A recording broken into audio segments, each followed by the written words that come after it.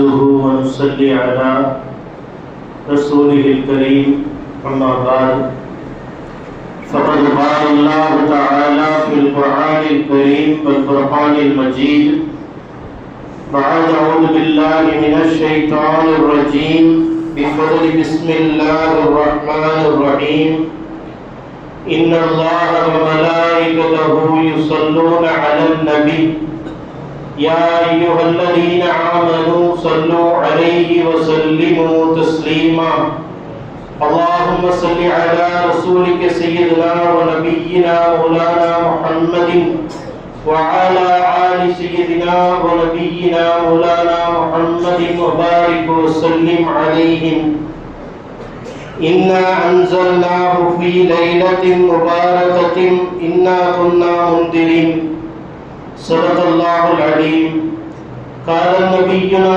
صلى الله عليه وسلم قوموا ليلها صوموا نهارها أو كما قال عليه الصلاة والسلام பூவுலகெங்கும் அழகழகான மகிழ்வினை தந்து உணவளித்து உடையளித்து வாழுமிடம் எமக்கழித்து வழிகாட்ட மறையளித்து வாஞ்சை மிகு நபி அளித்து அகில உலகத்தையும் படைத்து பரிபாலித்து ஆட்சி செய்யும் அல்லாஹ் ஒருவனுக்கே சர்வ புகழனைத்தும் உரித்தாகட்டும். சந்திரனை பிளந்து சத்தியத்தை நிலைநாட்டிய ஈருலக சர்தார் நமது நாயகம் முஹம்மது முஸ்தபா ரசூல் ஸல்லல்லாஹு அலைஹி வஸல்லம் அவர்களின் மீதும் அன்னாரினுடைய குடும்பத்தார் மீதும் அவர்கள் வழியினை அப்படியே பிசராமல் பின்பற்றி நடந்து வந்த சத்திய சஹாபாக்கள், தாபியீன்கள், தபா தாபியீன்கள், நாதாக்கள், நல்லோர்கள், வழிமார்கள், குறிப்பாக இந்த பாக்கியம் நிறைந்த பராத்தினுடைய இரவிலே அல்லாஹ்வினுடைய அன்பையும் அருளையும் அவனுடைய கருணையும் கரிசனத்தையும் எதிர்பார்த்தவர்களாக அவனுடைய இல்லத்தில் குழுமி இருக்கிற நம் அனைவரின் மீதும் அல்லாஹ்வினுடைய அன்பும் அருளும் கருணையும் கரிசனமும் குறையின்றி நிறைவாக நிரப்பமாக நிரந்தரமாக நின்று நிலவட்டும் என்று இறையஞ்சியவனாக இஸ்லாத்தினுடைய மகாந்தரமான சலாத்தினை முன்வைக்கிறேன். அஸ்ஸலாமு அலைக்கும் வரஹ்மத்துல்லாஹி தஆலா வ பரகாத்துஹு. கண்ணியத்திற்கும் மிகுந்த மேன்மைக்கும் உரிய அல்லாஹ்வின் நல்லடியார்களே, அல்லாஹ் ரப்பல் ஆலமீன் இந்த சமூகத்திற்கு எத்தனையோ அருட்கொடைகளை வழங்கி இருக்கிறார். நமது தந்தை ஆதம் அலைஹி வஸல்லம் முதல் அருமை நாயகம் முஹம்மது முஸ்தபா ரசூல் ஸல்லல்லாஹு அலைஹி வஸல்லம் அவர்கள் வரை நமக்கு வழங்கப்பட்ட மாபெரும் அருட்கொடையாக இருக்கிறார்கள். 313 தூதுவர்களுக்கும் அல்லாஹ் வழங்கிய வேதம் என்பது மாபெரும் அருட்கொடையாக இருக்கிறது. குறிப்பாக நம்முடைய உம்மத்திற்கு வழங்கப்பட்ட கலாம் ஷரீப் திருக்குர்ஆன் ஒரு அருட்கொடையாக கருதப்படுகிறது. இறையில்லமான கஅபத்துல்லா மாபெரும் அருட்கொடையாக கருதப்படுகிறது. ஆண்டுக்கு 2 பெருநாட்கள் அருட்கொடையாக கருதப்படுகிறது. அதேபோல் லைலத்துல் கத்ருடைய இரவு அருட்கொடையாக கருதப்படுகிறது.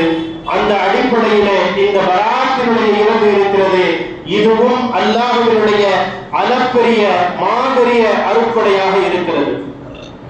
லைலத்துல் முபாரகா என்று இந்த இரவுக்கு பெயர் சூட்டி இருக்கிறார்கள். அல்லாஹ்வினுடைய பரக்கத் நிறைந்த இரவு என்கின்ற பெயரை இந்த இரவு பெற்றிருக்கிறது. லைலத்துல் மலாயிகா என்கின்ற பெயரை இந்த இரவு பெற்றிருக்கிறது. இன்றைக்கு மக்ரிபில் இருந்து நாளை ஃபஜ்ர் வரை மலக்குமார்கள் எல்லாம் இந்த பூவுலகத்தை சூழ்ந்தவர்களாக இருக்கிறார்கள். இன்னும் ஒரு தஃசீரில் எழுதுகிறார்கள், மலக்குமார்களுடைய பெருநாளாக இந்த இரவு இருக்கிறது என்று முஃபஸ்ஸிரீன்கள் குறிப்பிடுகிறார்கள். அப்படி பரக்கத் நிறைந்த இந்த பராத்தினுடைய இரவு பற்றி திருமதி ஷரீஃபிலே 49வது பாடம் ஷாபான் பிறை 15 பராத்தினுடைய இரவு என்று தலைப்பிடப்பட்டு இந்த பராத்தினுடைய சிறப்புகளை எல்லாம் பற்றி திருமதி ஷரீஃபிலே பதிவு செய்யப்படுகிறது. ஏறத்தாழ 8 சஹாபாக்கள் இந்த ஹதீஸை நமக்கு அறிவித்துக் கொடுக்கிறார்கள்.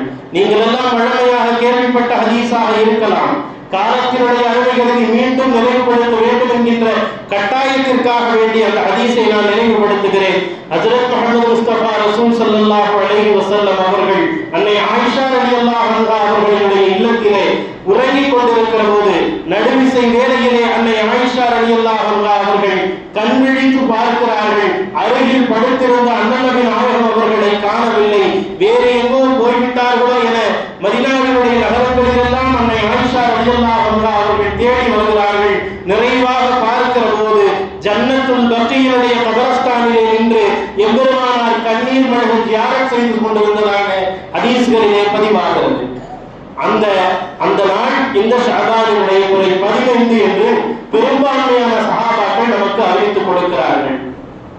நாயகத்தோடு ஒன்றிய தோழராக இருந்த ஹஜ்ரத் அபூபக்கர் ரலியல்லாஹு அன்ஹு அவர்கள் அறிவிக்கிறார்கள், எம்பெருமானார் ரசூல் ஸல்லல்லாஹு அலைஹி வஸல்லம் அவர்கள் மற்ற நாட்களை விட ஷஅபானினுடைய பிறை 15 இரவிலே அதிகம் விழித்து வழங்கினார்கள் என்றெல்லாம் சொல்லப்படுகிறது.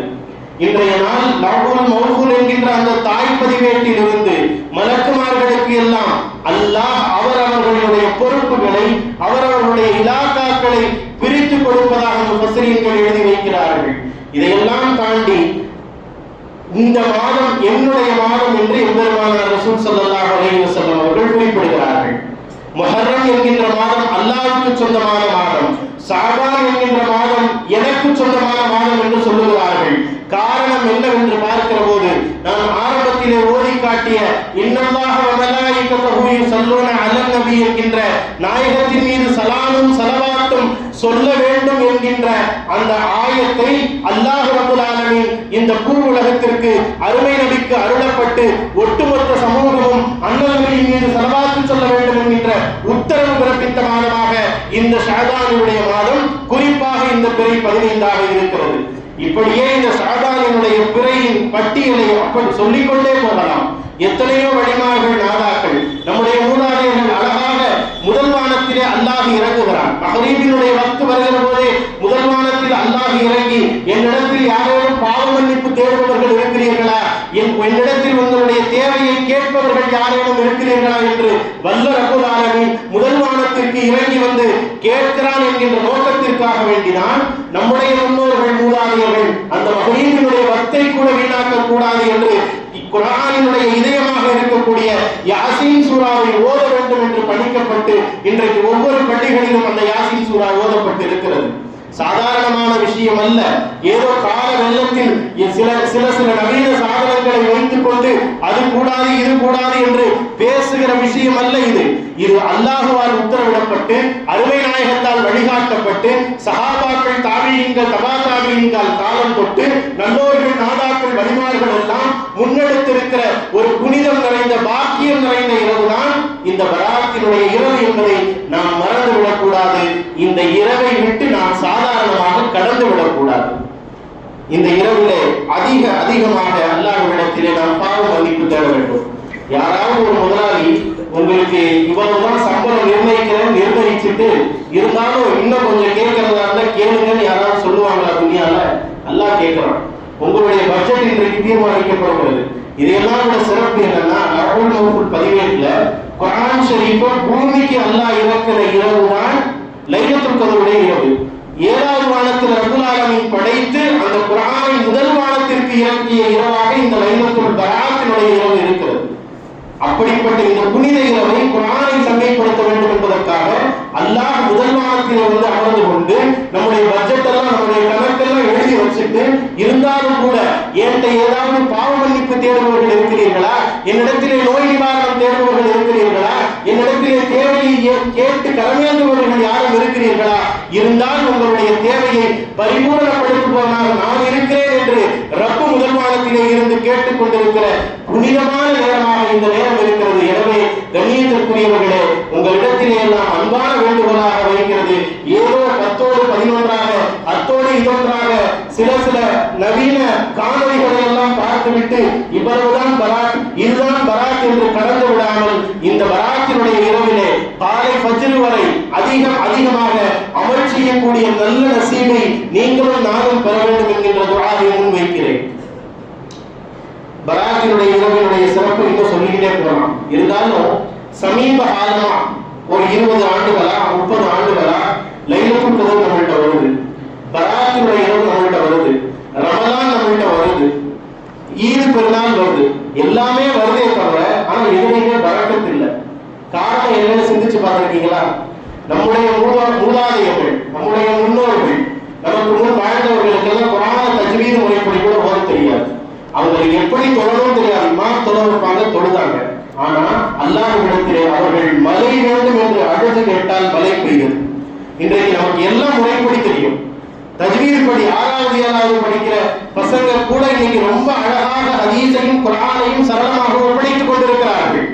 இன்றைக்கு எல்லா விதமான ஸ்மார்த்த சன்மார்க்க சட்டங்களையும் அலைபேசியின் மூலமாக நாம் தெரிந்து கொண்டிருக்கிறோம். ஆனால் நாம் இத்தனை அறிவு இருந்தும் இத்தனை ஆற்றல் இருந்தும் சங்கைக்குரியவர்களே எல்லா விஷயத்திலும் பரக்கத் இழந்தவர்களாக உட்கார்ந்து கொண்டிருக்கிறோம். காரணம் என்னவென்று இன்றைக்காக சிந்தித்து பார்த்திருக்கிறோம். நம்முடைய அஹ்லாக் உள்ளம் தூய்மை இல்லாதவர்களாக, எதை செய்தாலும் வஞ்சகம் சூழ்ச்சி என்கின்ற எண்ணங்களை சுமந்து கொண்டு இந்த சமூகத்திலே வலம் வருவதன் காரணமாக அல்லாஹ் நம்மிடத்தில் இருக்கிற எல்லா பரக்கத்துகளையும் எடுத்து விட்டான். எல்லா பரக்கத்துகளையும் நம்மை விட்டு தூரப்படுத்தி விட்டான். நம்ம வெளியே கிளம்புறோம், ஒரு வெள்ளை ஆடை அணிந்து இருக்கிறோம், அந்த ஆடையில ஏதோ ஒரு கரை பட்டுச்சு, என்ன பண்ணுவோம்? வெளியே வந்த உடனே கண்ணுல பட்டுச்சு, உடனே அந்த கரையை நீக்குவதற்கான முயற்சி செய்வோம். இல்லாட்டி வீடு பக்கமா இருந்தா போய் சட்டையவே மாட்டிட்டு வந்துடுவோம். முகத்துல ஒரு பருவம் வந்துருச்சு, பார்க்கறதுக்கு அசிங்கமா இருக்கு, எவ்வளவு செலவு பண்ணி என்ன கிரீம் போட்டாலும் அந்த பருவம் சரி செய்வோம். நம்முடைய உடலில், நம்முடைய ஆடையில், நம்முடைய முகத்தில் ஏற்படுகிற இந்த சின்ன சின்ன விஷயத்திற்கு இவ்வளவு கவனம் செலுத்துகிறோம். காரணம் 4 பேர் நம்மை பார்க்கிறார்கள் என்று.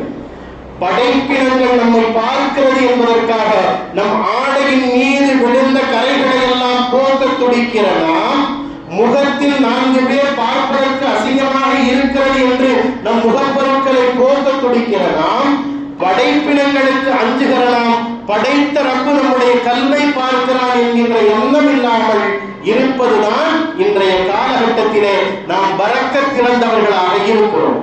பராத் வந்தும் மனநிம்மதி இல்லாமல் இருக்கிறோம். ரமலான் வந்தும் அமலினுடைய சுவை இல்லாமல் இருக்கிறோம். இன்னும் சொல்ல போனா நிறைய அமல் செய்யறோம், விடிய விடிய தொழுகிறோம், விடாம நோன்பு வைக்கிறோம், அதிகமா குர்ஆன் ஓதுறோம். நன்றாக விளங்கிக் கொள்ளுங்கள். ஒரு வார்த்தையை நான் அடிக்கோடு கொண்டு காட்ட விரும்புகிறேன். அமல் செய்பவர்கள் அதிகமாகிவிட்டோம், அல்லாஹ்விடத்திலே கூலி பெறுபவர்கள் குறைவாகிவிட்டோம். அமல் செய்பவர்கள் அதிகமாகிவிட்டோம்.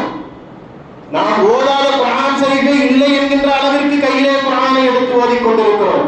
நம்முடைய இப்ப மினி தஸ்மணி 24 மணி நேரம் விரல்ல மாட்டி உருட்டிட்டு இருக்கோம். ஆனா அல்லாஹ்விடத்திலே கூலி கிடைக்கிறதா என்பதை நாம் சிந்தித்து பார்க்க கடமைப்பட்டிருக்கிறோம். கண்ணியத்திற்குரியவர்களே, மிக மிக நம்முடைய உள்ளங்களை தூய்மைப்படுத்துகிற நிலைப்பாட்டிலே நாம் இருக்கிறோம். இன்னும் சொல்ல போனா ஆட்சியாளர்களிடத்திலிருந்து பல பிரச்சனை, பணி செய்கிற இடங்களிலிருந்து பல பிரச்சனை, குடும்பத்திலிருந்து பல பிரச்சனை. அல்லாஹ் சொல்றாங்க, ரசூலுல்லாஹ் சொல்றாங்க, நீங்க எப்படி இருக்கிறீர்களோ அப்படிதான் உங்களை சுற்றி இருக்கிற சமூகமும் அமையும். நீ எப்படி இருக்கியோ அப்படிதான் உங்க ஆட்சியாளர், நீ எப்படி இருக்கிறீங்களோ அப்படிதான் உங்களுடைய குடும்பம். ஆக இத்தனை பிரச்சனைகளுக்கும் பின்னல்களுக்கும் மத்தியில் நாம் வாழ்ந்து கொண்டிருக்கிறோம் என்று சொன்னால் நம்முடைய உள்ளத்திலே நம்முடைய அஹ்லாக் சரியில்லாதது, நம்முடைய உள்ளம் தூய்மை இல்லாதது, செய்கிற ஒவ்வொரு செயலும் நான் செய்கின்றேன் என்கின்ற அகம்பாவத்தோடும் அகங்காரத்தோடும் நாம் இருந்து கொண்டிருக்கிறதன் காரணமாகத்தான் எத்தனை நோன்புகள் வந்தாலும் அந்த நோன்புகளினுடைய மாண்புகள் நம்மை சேராமல் தூரமாக நின்று கொண்டிருக்கிறது. சொல்லிக்கிட்டே போலாம்.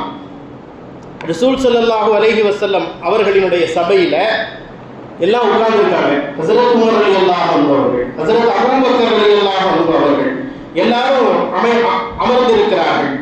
அந்த நேரத்துல ஒரு சஹாபி உள்ள வரார். ஸஅத் இப்னு அபீ வக்காஸ் ரலியல்லாஹு அன்ஹு அவர்கள், நீங்கள் கேள்விப்பட்ட சம்பவமாக கூட இருக்கலாம். அவங்க உள்ள வராங்க. ரசூல் ஸல்லல்லாஹு அலைஹி வஸல்லம் அவங்க சுட்டி காட்டி சொல்றாங்க, இவர் சுவனவாசி அப்படின்னு.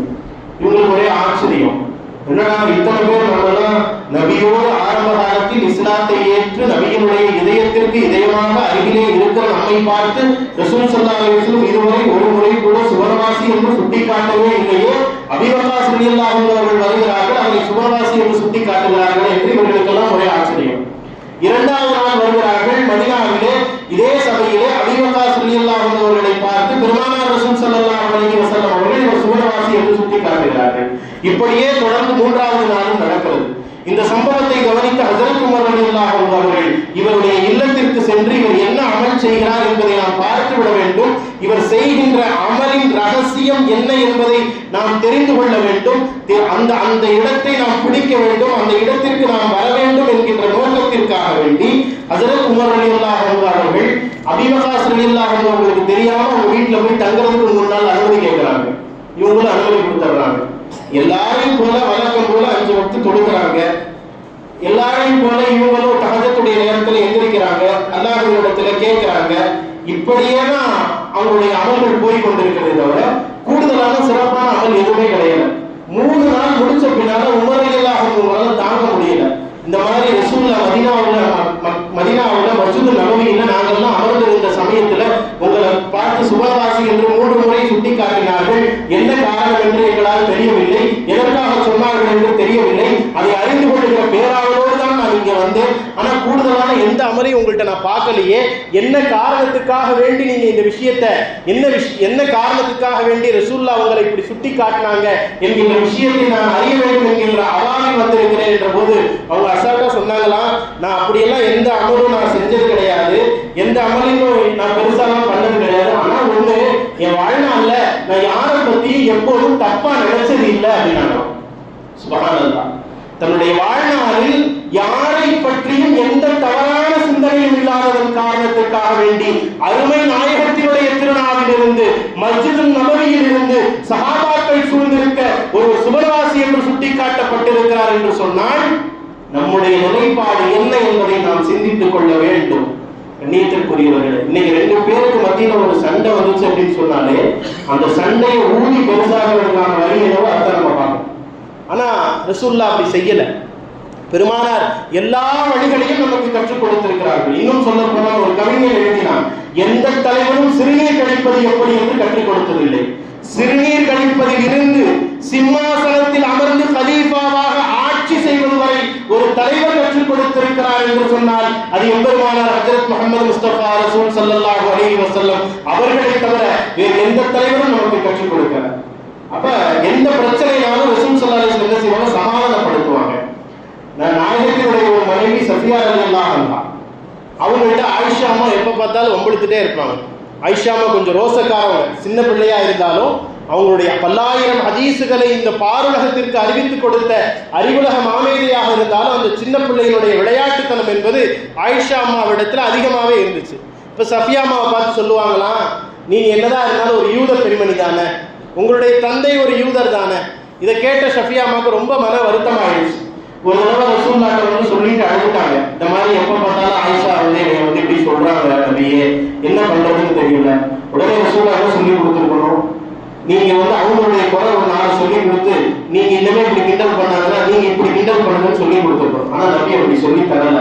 அவங்க சொன்னாங்கன்னா, சஃபியா, இனிமேல் அவர்கள் அப்படி உங்களை கேலி செய்தால் கிண்டல் செய்தால் இப்படி சொல்லுங்கள், என்னுடைய தந்தை ஹாரூன் அலைஹிஸ்ஸலாம் ஒரு நபியாக இருக்கிறார்கள், என்னுடைய சச்சா மூசா அலைஹிஸ்ஸலாம் ஒரு நபியாக இருக்கிறார்கள், என்னுடைய தலைவர் ஈருலக சர்தார் முஹம்மது நபி ஸல்லல்லாஹு அலைஹி வஸல்லம் அவர்கள் ஒரு நபியாக இருக்கிறார்கள் என்று சொல்லுங்கள் என்று சொன்னார்களாம்.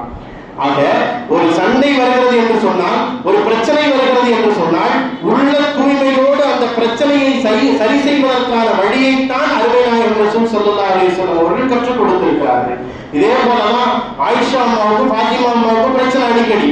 ஃபாத்திமா அம்மா சொல்லுவாங்க, நபிமார்களுடைய மனைவியிலேயே சிறந்தவங்க என்னுடைய அம்மா ஹதீஜா நாயகி தான் அப்படிம்பாங்க. அவங்க சொல்லுவாங்க, இல்ல இல்ல, உங்க அம்மா விதவையா திருமணம் பண்ணாங்க, ரசூலுல்லாஹோட வயசுல மூத்தவங்க, அதனால உங்க அம்மா சிறந்தவங்க இல்ல, ரசூலுல்லாஹ் கன்னியாக மனம் பிடித்த நான் தான் சிறந்தவங்க அப்படின்னு ஆயிஷா அம்மா வாதத்துக்கு வருவாங்க.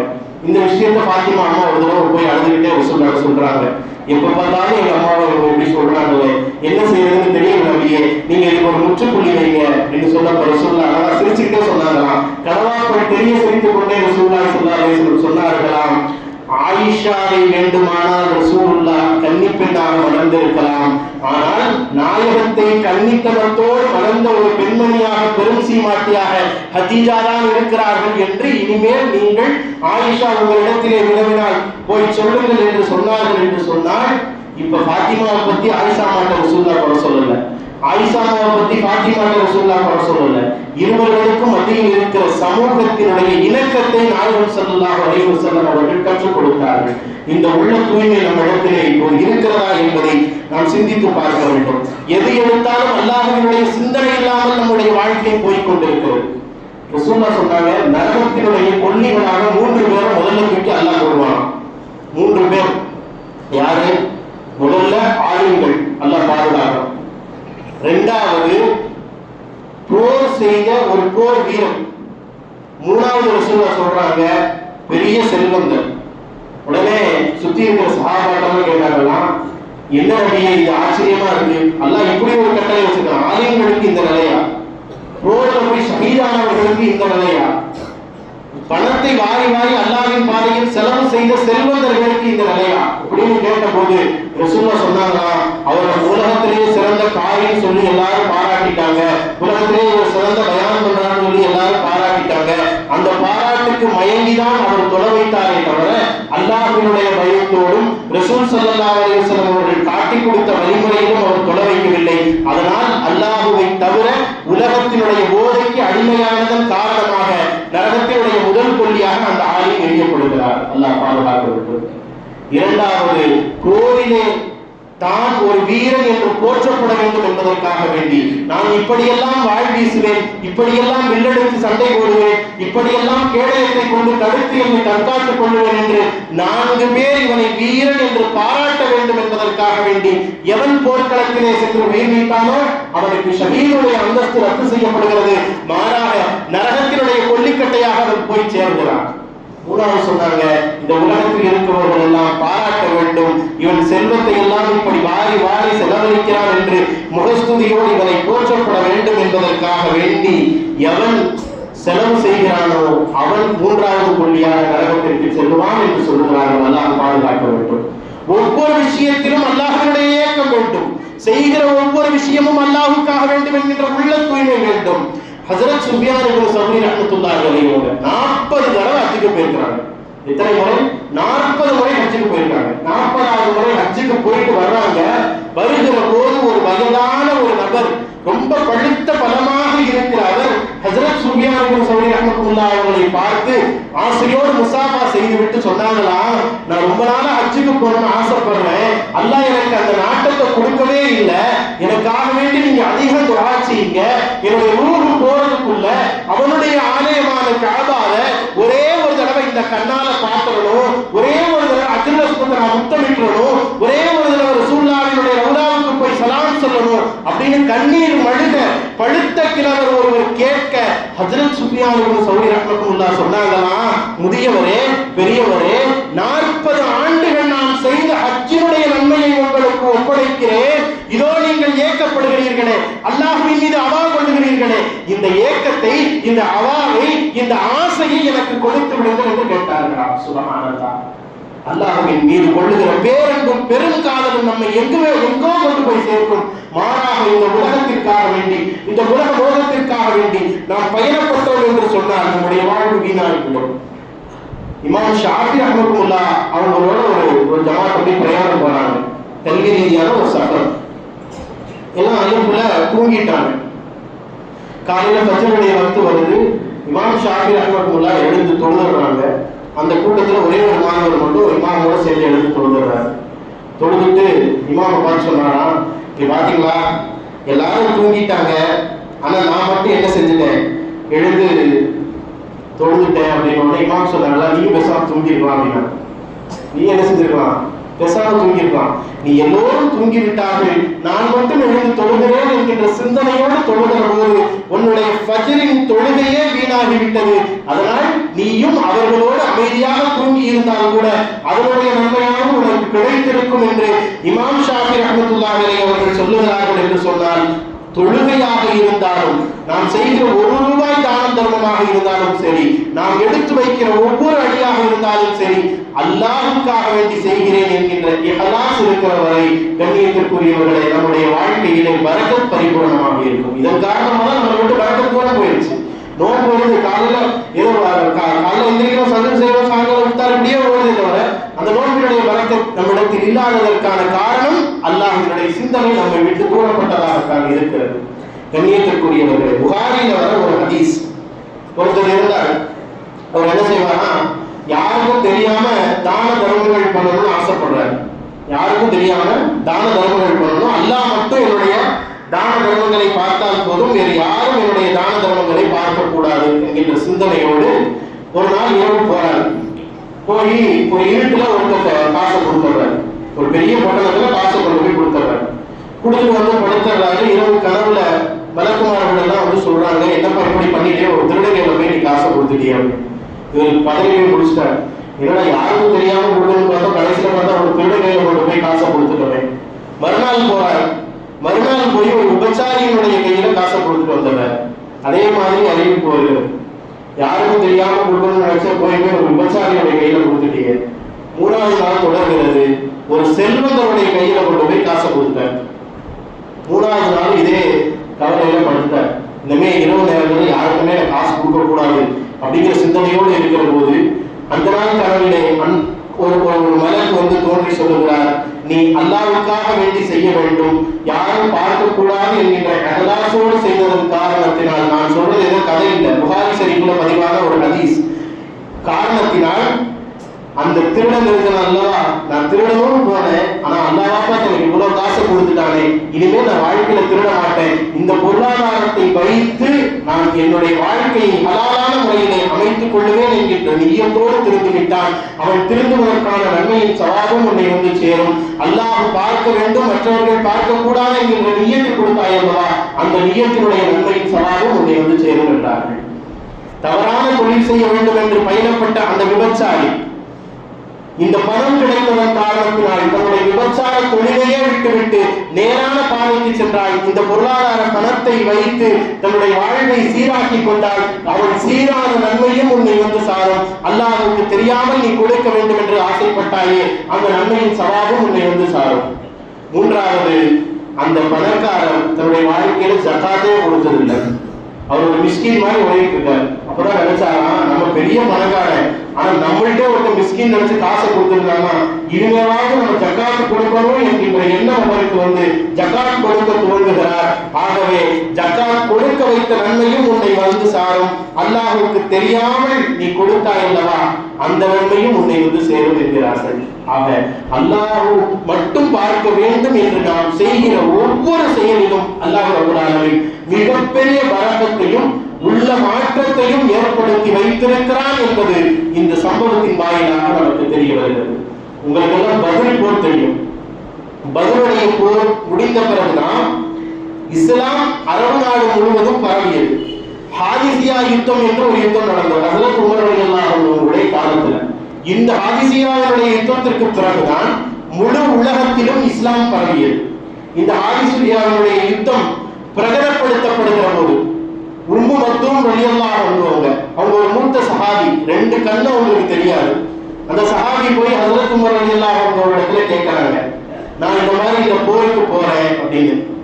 உமர் ரலியல்லாஹு அன்ஹு சொன்னாங்க, நீங்க ஏன் போருக்கு போறீங்க, உங்களுக்கே கண்ணு தெரியாது. இவங்க மறுபடியும் சொன்னாங்க, ஆமா எனக்கு கண்ணு தெரியாது, வால் வீச தெரியாது, வில்லம் எரிய தெரியாது, ஆனா இஸ்லாத்தினுடைய கொடியை தாங்கி பிடித்துக் கொண்டு நான் போர்க்களத்திலே ஒரு இடத்திலே நின்று கொள்கிறேன். ஏன்னா நாளைக்கு அல்லாஹ்விடத்திலே எழுப்பப்படுகிற போது நான் ஒரு ஷஹீத் என்கின்ற அந்தஸ்து எனக்கு கிடைக்க வேண்டும் என்கின்ற நோக்கத்திற்காக வேண்டி நான் இந்த போருக்கு செல்கிறேன். அமீருல் முஃமினீன் அவர்களே, எனக்கு தயவு கூர்ந்து நீங்கள் அனுமதி கொடுத்து அனுப்பிவிடுங்கள் என்று கேட்க, அமீருல் முஃமினீன் அவர்களும் அனுமதி கொடுக்க, இஸ்லாத்தினுடைய போர்க்கொடியை தாங்கியவர்களாக ஹாதிசியாவுடைய போர்க்களத்திலே நிற்க ஏறத்தாழ 99 அம்புகள் அவருடைய உடலை துளைத்து ஷஹீதாக்கப்பட்டார்கள். இன்ஷா அல்லாஹ் நாளை மறுமையிலே அதே உடலோடு, அதே 99 அம்புகள் துளைத்த உடலோடு வந்து அல்லாஹ்வின் முன்பு நிற்பார்கள். நாம் எப்படி நிற்க போகிறோம் என்பதை நாம் தான் சிந்தித்து பார்த்துக் கொள்ள வேண்டும். அல்லாஹ்வுக்காக வேண்டி ஒரு சஹாபி உயிர் கொடுத்த நிலை இது. நிலையத்திற்குரியவர்கள் அதே ஹாதிசியாவுடைய போர்ல அமீருல் ஜைஸா, அதாவது போர்ப்படையுடைய தளபதியாக ஆலித் இப்னு வலீத் ரலியல்லாஹு அன்ஹு நியமிச்சிருக்காங்க. ஏதோ சில உள்கட்சி பூசல் பிரச்சனை, போர் நடக்க நடக்க என்னாச்சு அப்படின்னு சொன்னா, கலீஃபா உமர் ரலியல்லாஹு வந்து கடிதம் வருது, நீங்க போர்படை தளபதியா இருக்க வேண்டாம், சாதாரண சோல்ஜரா இருக்க போதும், நீங்க படை வீரரா மட்டும் இருங்க அப்படின்ற தகவல் வருது. அந்த கடிதத்தை வாங்கி படித்த ஆதித வழிகள் எல்லாம் வந்தவர்கள் உடனடியாக தன்னுடைய அங்கோஸ்தரத்தை கலத்தி விட்டு கீழே இறங்கி சோல்ஜர் ஆனார்கள். கூட இருக்கிறவங்க சேர்த்து சொன்னாங்களாம், என்ன நீங்க போர்படை தளபதியா இருந்தீங்க, ஒரே ஒரு நிமிஷத்துல கீழே இறங்கி வந்துட்டீங்களே, இது சரிதானா, இது எப்படி ஏற்றுக்கொள்ள முடியும் அப்படின்லாம் கேட்டப்ப அவங்க சொன்னாங்களாம், நான் போர்படை தளபதியாக இருந்ததும் அல்லாஹ்வுக்காக, இதோ இப்போது சோல்ஜராக இருந்து சண்டையிட போவதும் அல்லாஹ்வுக்காக என்றார்களாம். இந்த குணம், இந்த இஹ்லாஸ் தான் நம் இடத்தில் வர வேண்டும். அபூ தல்ஹா கிஃபாரி ரலியல்லாஹு அன்ஹு ஒரு நடந்து வந்துட்டு இருக்காங்க. அந்த நேரத்துல ரசூல் ஸல்லல்லாஹு அலைஹி வஸல்லம் அவர்களும் ஜிப்ரீல் அலைஹிஸ்ஸலாம் அவர்களும் பேசிக் கொண்டிருக்கிறார். இவங்க கவனிக்காம இவரு நடந்து போறாங்க. உடனே ரசூல் ஸல்லல்லாஹு அலைஹி வஸல்லம் கூப்பிட்டாங்களாம், என்ன அபூ தல்ஹா கிஃபாரி ரலியல்லாஹு அன்ஹு அவர்களே, எங்க போறீங்க, இங்க நான் நின்னுட்டு இருக்கேன், எனக்கு ஒரு சலாம் சொல்லக்கூடாதா? இல்ல நபியே, நீங்க யார்கிட்டயும் பேசிட்டு இருக்கீங்க, உங்களை தொந்தரவு செய்ய வேணாம்னு நான் போனேன். நான் பேசினதை நீங்க உணர்ந்தீர்களா? ஆம் நபியே, நான் உணர்ந்தேன்.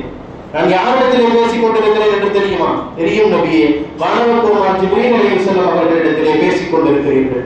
ரசூலுல்லாஹ் சிரிச்சிட்டே சொன்னாங்களாம், நாங்க உங்களை பத்தி தான் பேசிக்கிட்டு இருக்கோம் அப்படின்னு. என்ன நபியே, என்னை பற்றி என்னை பேசிக் கொண்டிருக்கிறீர்கள் என்று சொன்ன போது அவர்கள் சொன்னார்களாம், நீங்கள் நடந்து வருகிற போது ஜிப்ரீல் அலைஹிஸ்ஸலாம் அவர்கள் இதோ அபூ தல்ஹா கிஃபாரி ரலியல்லாஹு அன்ஹு அவர்கள் வருகிறார்கள் என்று என்னிடத்தில் உங்களை அறிமுகப்படுத்தி வைத்தார்கள். உடனே நான் வியந்து கேட்டேன், ஜிப்ரீல் அலைஹிஸ்ஸலாம் அவர்களிடத்திலே நான் ஆச்சரியத்தோடு கேட்டேன், என்ன நீங்க என்னுடைய சஹாபியை நான் தானே உங்களுக்கு அறிமுகப்படுத்தி வைக்கணும், நீங்க என்ன எனக்கு அறிமுகப்படுத்தி வைக்கிறீங்க அப்படின்னு கேட்ட போது ஜிப்ரீல் அலைஹிஸ்ஸலாம் அவர்கள் சொன்னார்கள், அவர் இந்த பூ உலகத்தில் மட்டும் சிறந்தவர் அல்ல, வானுலகத்திலும் மலக்குகள் மத்தியிலே ரொம்ப ஃபேமஸானவர்.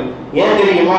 அவர் செய்கிற ஒவ்வொரு செயலையும் அல்லாஹ்வுக்காக வேண்டி இஹ்லாஸாக செய்யக்கூடியவர், அதனால் அவர் சிறந்தவர் என்று சொல்லி அவர் வாழ்நாளிலே செய்த இன்னொரு அமலையும் சொல்லி காட்டுகிறார்கள். ஒரு நாளைக்கு 100 முறை சூரத்துல் இஹ்லாஸ் குல் ஹுவல்லாஹ் சூராவை ஓதியதன் காரணமாக அந்த இஹ்லாஸ் என்கின்ற உள்ளம் அவருக்கு ஏற்பட்டு இருக்கிறது என்கின்ற கூடுதல் செய்தியும் அவர்கள் கொடுத்து சென்றார்கள். ஆக இஹ்லாஸோடு வாழுகிற மனிதர்கள் இந்த உலகத்தில் மட்டும் அல்ல, மலக்குகளினுடைய உலகத்திலும் சோபனத்திற்குரியவர்களாக வாழ்த்து பெற்றவர்களாக இருப்பார்கள் என்பதற்கு அபூ தல்ஹா கிஃபாரி ரலியல்லாஹு அன்ஹு அவர்களுடைய சம்பவம் என்பது மிக முக்கியமான ஒரு சம்பவமாக இருக்கிறது.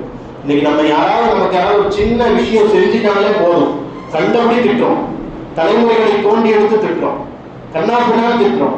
அநீதி இணைக்கப்பட்டவர்களுடைய துஆவுக்கும் அல்லாஹ்வுக்கும் மத்தியில எந்த திரையும் இல்லைன்னு சொல்றாங்க. ஆனா அநீதி இணைக்கப்பட்டவர்கள் அமைதியாக அல்லாஹ்விடத்துல கேட்கணும். அதை விட்டுட்டு பதிலுக்கு பகரமா நாம ஏதாவது பண்ணிட்டோம்னா திரையெல்லாம் க்ளோஸ் ஆயிடும். இப்படி ஒரு இதைத்தான் இந்த விஷயம் கூட உள்ளம் சார்ந்த விஷயமாக ஃபுகஹாக்கள் எழுதி வைக்கிறாங்க. நம்முடைய உள்ள தூய்மையில ரொம்ப முக்கியமானது யாரையும் திட்டக்கூடாது, யாருக்கும் எந்த இடையூறும் செய்யக்கூடாது. உலகத்துல சால சிறந்த மனிதர் யாரு, நல்ல மனிதர் யாரு? ஒருவர் வாழ்வதனால், ஒருவர் இருப்பதனால் யாருக்கும் எந்த ஈதாவும் இடையூறும் இல்லாத இருப்பதுதான் சிறந்த மனிதன். அவர்தான் பெரிய மனுஷன், அவர்தான் நல்ல மனிதன், அவர்தான் தன்மையான மனிதன். ஒரு ஊர்ல ஒரு நீதிபதி இருக்கிறார். அவருடைய பெயர் புகைரா ரலியல்லாஹு அன்ஹு. அவங்க ஒரு நீதிபதியாக ஒரு காஜியாக இருந்து பல ஃபத்வாக்களை கொடுக்கக்கூடியவர்கள். அவர்களிடத்திலே ஒரு வழக்கு விசாரணைக்கு வருது. என்ன வழக்கு அப்படின்னு சொன்னா, 2 பேர் ஒருத்தர் பிடிச்சு கூட்டிட்டு வர்றாங்க. இவர் என்னுடைய தந்தையை கொலை செய்து விட்டார், இவர் நீங்க கடுமையான இவருக்கு தண்டனை கொடுக்க வேண்டும். உடனே முகைரா பாக்குறாங்க.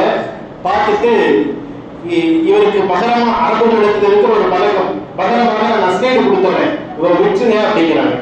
அவங்க இல்ல ஒத்துக்க மாட்டேங்கிறாங்க. என்னுடைய தந்தையை கொலை செய்திருக்கிறார், எப்படி நாம நஸ்கேடு கொடுத்து சமாளிக்க முடியும்? அதெல்லாம் முடியாது. இல்லப்பா, நீங்க எவ்வளவு நஸ்கேடு கொடுத்தாலும் நான் இவரை மீட்டுக் கொள்ளுகிறேன், அதனால இவரை தயவு செய்து நீங்க விடுதலை செய்து கொடுங்கள் என்று கேட்கிறார்கள். உடனே பெரிய நஸ்கேடை கேட்கிறார்கள்.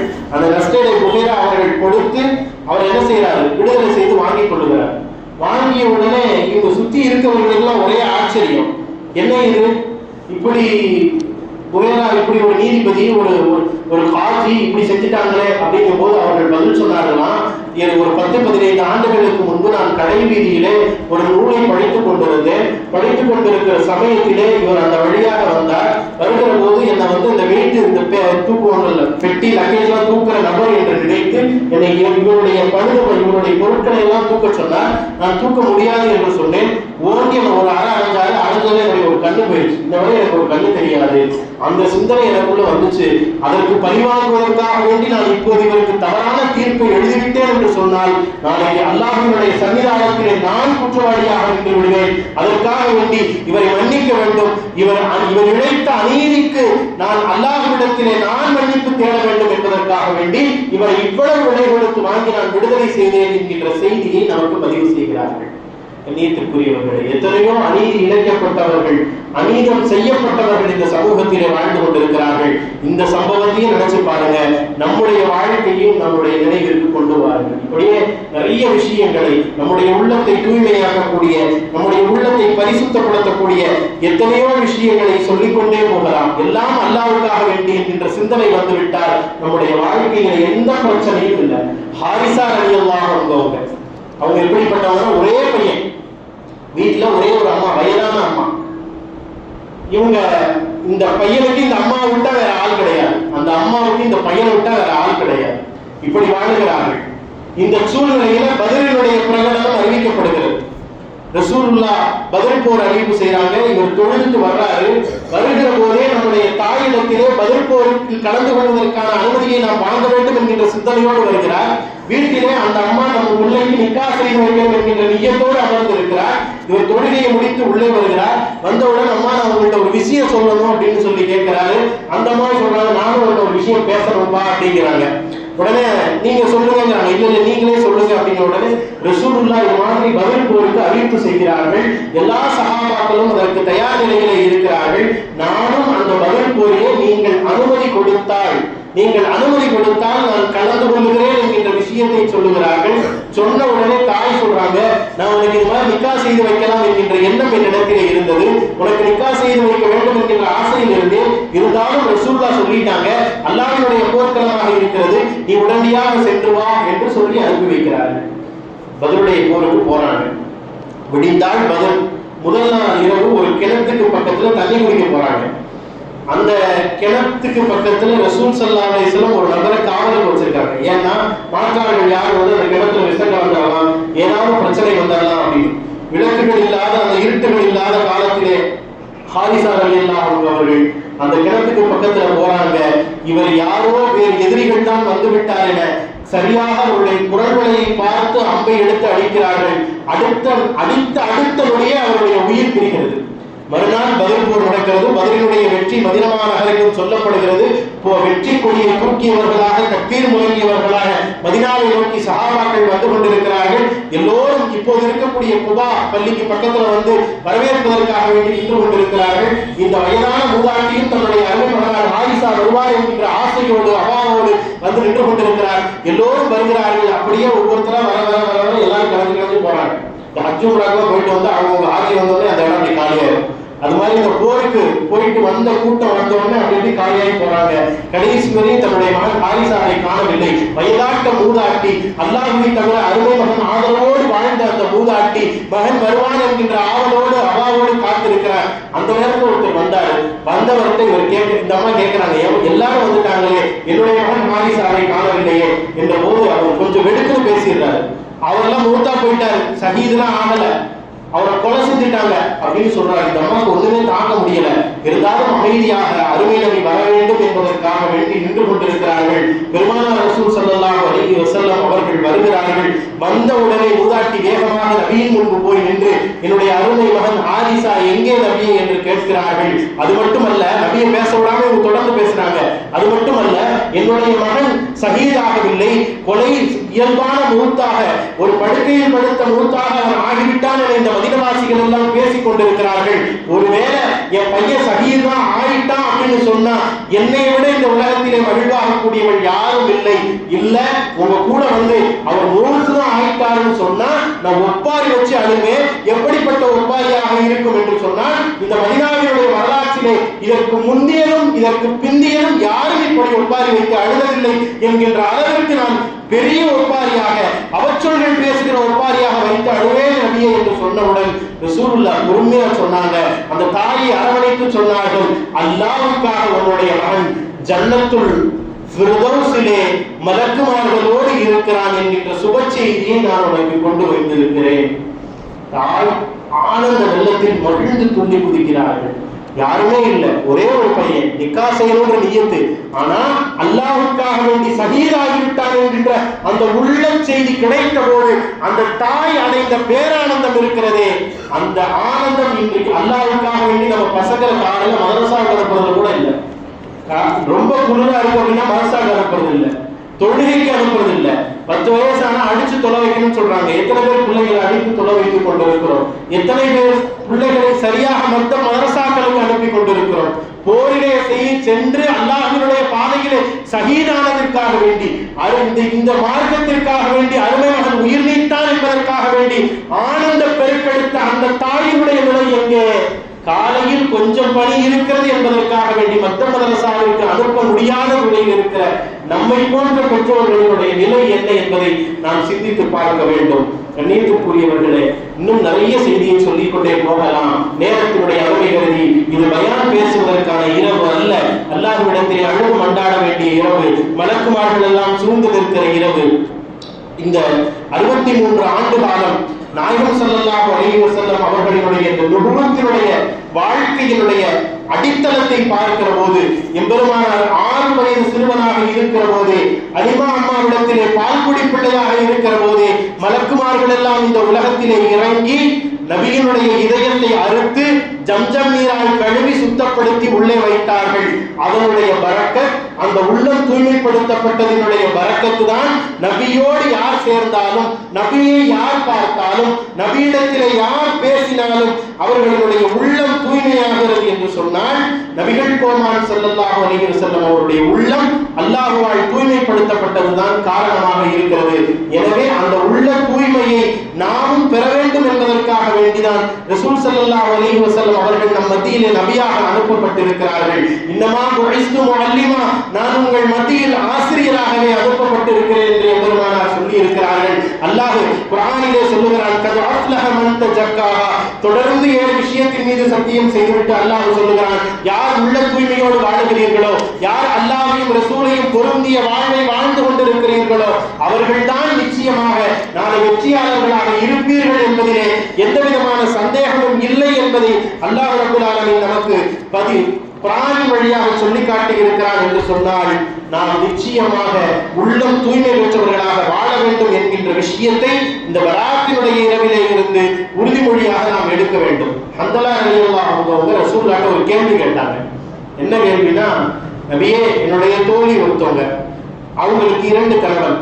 முதல் கணவனை திருமணம் செஞ்சாங்க, அவர் வஃபாத் ஆயிட்டார். 2வது கணவனை திருமணம் செய்யறாங்க, அவங்களும் வஃபாத் ஆயிட்டாங்க. நாளை மறுமை நாள்ல இவங்களுக்கான ஜோடி யார்? மறுமை நாள்ல ஏதாவது ஒரு கணவனோடு தான் இவங்க ஜோடியா இருப்பாங்க. அப்ப இவங்களுக்கான ஜோடி யாரு என்று கேட்கப்பட்ட போது ரசூல் ஸல்லல்லாஹு அலைஹி வஸல்லம் அவர்கள் சொன்னார்கள், 2 கணவர்களில் யார் உள்ள தூய்மையோடு இருக்கிறார்களோ அவர்கள்தான் அந்த பெண்மணிக்கு ஜோடியாக இருப்பார்கள் என்று சொல்லி இருக்கிறார்கள் என்று சொன்னால், நாம் உள்ள தூய்மையை எந்த அளவுக்கு மேம்படுத்த வேண்டும்?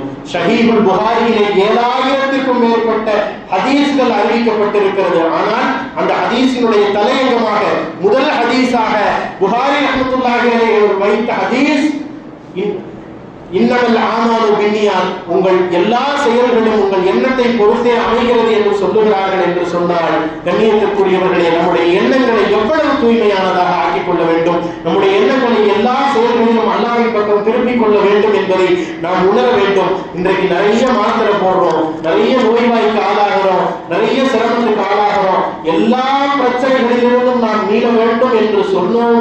பிரச்சனைகளிலிருந்து மீள வேண்டும் என்றால் ஒரே ஒரு விஷயம் தான், ஒரே ஒரு செயல் தான், அல்லாஹ்வை பற்றி பிடித்துக் கொள்ளுங்கள், அதிகமாக திக்ர் செய்யுங்கள். நான் இவ்வளவு தூரம் உள்ளங்கள் இப்படி மாசடைந்து விட்டது என்கின்ற செய்திகளை மேற்கொண்டு காட்டிவிட்டேன். நாம் உள்ளங்களை சரி செய்ய வேண்டும் என்று சொன்னால் அதிகமாக உள்ளத்தால் அல்லாஹ்வை திக்ர் செய்யக்கூடியவர்களாக நாம் இருக்க வேண்டும்.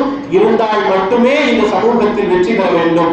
லா ஹவ்ல வலா குவத்த இல்லா பில்லாஹ் ரசூலுல்லாஹ் சொல்லிக் கொடுத்த ஒரு ஹதீஸ் தான். இது 99 நோய்க்கான நிவாரணின்னு ரசூலுல்லாஹ் சொல்லிக் கொடுத்திருக்காங்க. ஒருத்தர் காலையிலும் மாலையிலும் 100 தடவை லா ஹவ்ல வலா குவத்த இல்லா பில்லாஹ் ஓதிட்டோம்னா சுகர் பிரஷர் எல்லாமே நார்மல் ஆயிடும். இது மாத்திரை நபி சொல்லி கொடுத்த மாத்திரை. இரவுல தூக்கம் வரலையா, ஃபுகஹாக்கள் சொல்றாங்க அஸ்மாவுல் ஹுஸ்னாவில் இருக்கிற யா லத்தீஃப் யா லத்தீஃப் யா லத்தீஃப்ங்கறத அதிகம் ஓதுங்க, நிச்சயமாக இன்ஷா அல்லாஹ் அல்லாஹ் உங்களுக்கு தூக்கத்தை கொடுப்பான். மனசு அமைதி இல்லாம படபடப்பா இருக்கா, யா சலாம் அமைதி அளிப்பவனே அதிகமா ஓதுங்க, அல்லாஹ் உங்களுக்கு அமைதியை தருவதற்கு காத்துக் கொண்டிருக்கிறான். ஏதோ ஒரு பாதிப்பு, எதிரிகளுடைய தாக்கம் அதிகமாக இருக்கிறது, நம்முடைய கடைகள்ல வியாபாரம் ஓடல, நம்ம நஷ்டத்தை நோக்கி பயணப்படுறோம் அப்படிங்கிற எண்ணம் நமக்குள்ள வருதா, யா கஃபார் ஓதுங்க, அடக்கி ஆழ்ந்தவனே என்கின்ற இந்த திக்ரை ஓதி கொண்டிருங்கள். அல்லாஹ் உங்களை சுற்றி இருக்கிற எல்லா சூழ்ச்சிகளையும் அடக்கி ஆளக்கூடியவனாக இருக்கிறான். எனவே எல்லா நோய்க்கும் மருந்து குர்ஆனிலே இருக்கிறது.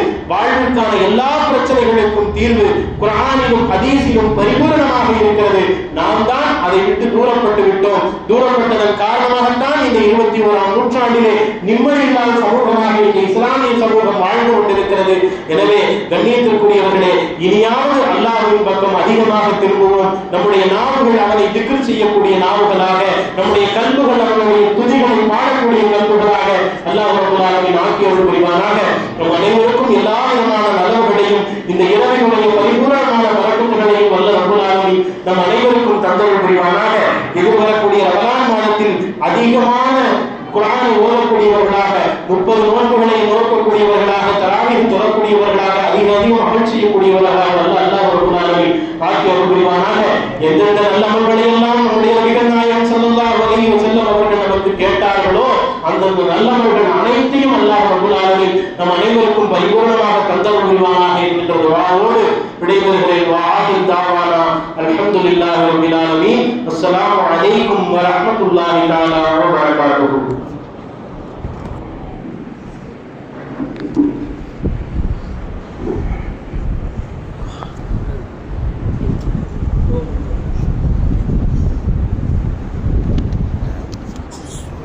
Thank you.